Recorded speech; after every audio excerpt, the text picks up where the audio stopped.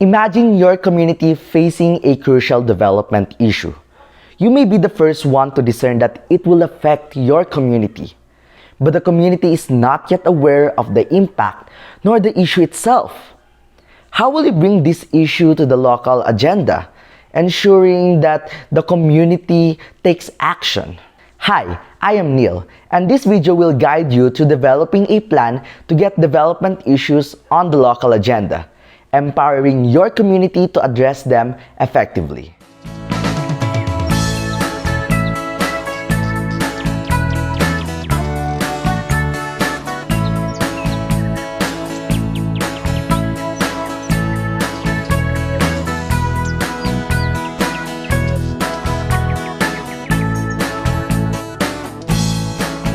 The local agenda is a shared understanding of the needs and priorities of the community, including issues that will affect them. The bottom line is that these things are important and they should be addressed by the community. By placing our concerns to the local agenda, not only do we gain support, resources, and collective action, but we also ensure the ownership and responsibility of the community in addressing these key development issues. Public backing is crucial for credibility, momentum, and achieving change. Whether it's advocating for policy shifts or mobilizing resources, community ownership matters. Effective communication plays a key role. By highlighting the consequences and urgency of this issue, we raise awareness, influence opinions, and inspire collective action. This is where agenda setting theory comes in, reminding us how media and communication shape public priorities. Using this theory as a framework will help us understand that using development communication skills and concepts will help us empower communities and lead them towards addressing key development issues in our community. I will share with you some experiences, concepts, and skills in getting development issues on the local agenda. I hope this will also spark conversations and ideas in developing community-led solutions. So, when is the right moment to push an issue onto the local agenda? Here are some key indicators. First is emerging crisis demanding immediate action. Second is long-standing problems reaching a boiling point. Third is external reports highlighting local struggles. Fourth is new information shedding light on critical issues. Fifth is favorable political climates opening windows for change. Let's look at the Baguio City's experience in handling the COVID-19 pandemic. Livelihoods were threatened and solutions like contact tracing, minimum health protocols, and vaccinations became crucial. But first, we needed to ensure the community understood the gravity of the situation and embraced these solutions. With that, we need to establish our own support network that will help us in bringing these issues to the local agenda. Here is our target audience in building our networks. First are those directly affected. We need to understand their concerns and experiences firsthand.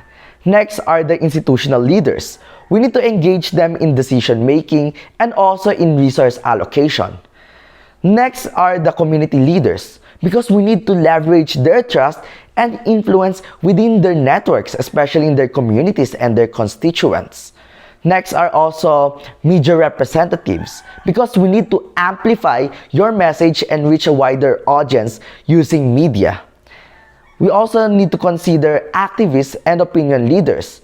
We partner with those already passionate about the cause. So we need to remember that every voice matters. From directly affected individuals to influential figures, each connection strengthens your movement and your message. Getting an issue onto the local agenda is a step-by-step process. We need to educate first. We need to raise awareness and provide factual information. Next is to understand. We need to help people grasp the issue's depth and significance in their community. We also need to spark concern by fostering a sense of urgency and collective responsibility.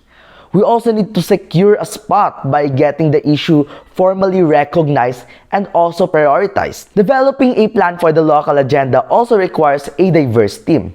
We need to have the stakeholders or those who are directly impacted and invested in the issue. We also need to consider those who are indirectly affected or individuals and groups with a vested interest. We also need to consider the policymakers or those who have the power to enact change. We can also consider influential figures who are community leaders, activists, or opinion shapers.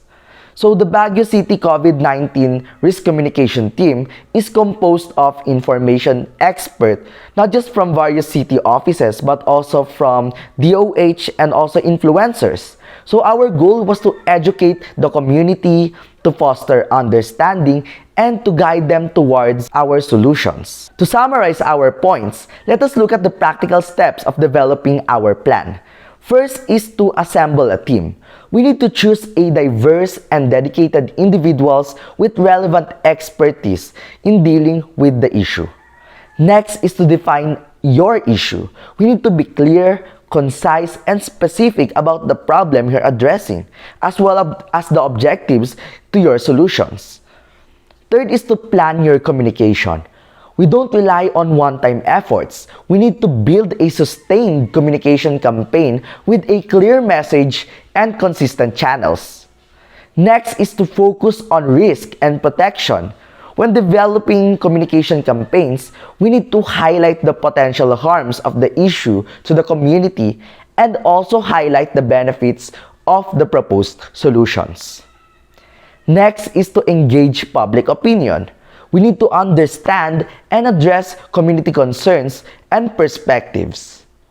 Also, we need to consider to address unofficial policies. So these are the unwritten rules and social norms that might hinder progress. So we need to identify and navigate these carefully. So how can we tweak our solutions that are appropriate to the culture and norms of the community? Next is to address individual responsibility. Empower individuals to take action within their own spheres of influence. We also need to address public policy. We need to advocate for policies that support your cause and address systemic issues. And lastly, to follow up. We need to monitor progress, evaluate impact, and adapt your strategies as needed. So going back to my experience, we developed information, education, and communication materials in Baguio City. We delivered clear messages tailored to local context, language, and cultural values, and we ensured that everyone understood the situation and the proposed solutions. As an instructor in UP, I also encourage my students to create communication plans and equip them with sample plans and checklists. These resources can also help you in crafting your own plan in getting your community issues on the local agenda. Effective communication is your key weapon in getting your issue to the local agenda. We need to know your audience. We need to tailor our messages to their needs, interests, and their cultural context. We also need to choose the right channels. We need to utilize media, events, and communication platforms frequented by your target audience. We need to build trust and credibility. So we need to partner with respected community members to amplify your message. So we also need to collaborate and build partnerships by joining forces with individuals, organizations, and groups with shared goals. And we need to evaluate our efforts by tracking our progress, measuring our impact, and adapting our strategies based on the feedback of the community. Remember, communication is a two-way street. Listen to your community, address their concerns, and work together to find solutions.